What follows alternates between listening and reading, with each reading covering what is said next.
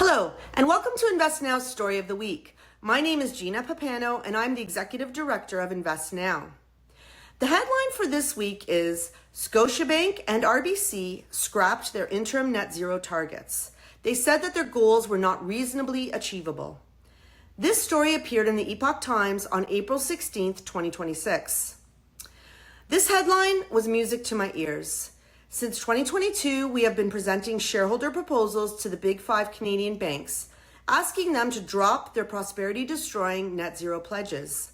I am happy to report that both RBC and Scotiabank announced that they are abandoning previously set interim emissions reduction goals they had committed to hit by 2030, calling them no longer reasonably achievable.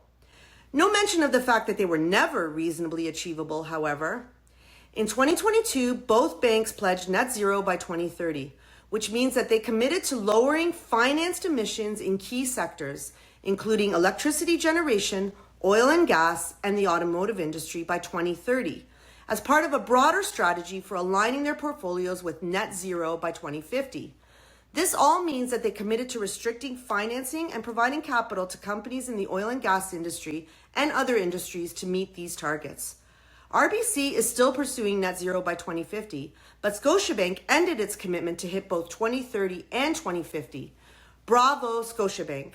InvestNow considers this a win, but we will not stop until all the big five banks drop their net zero targets completely and take the words climate policy, decarbonization, net zero, and energy transition out of their corporate lexicon and their corporate practices for good.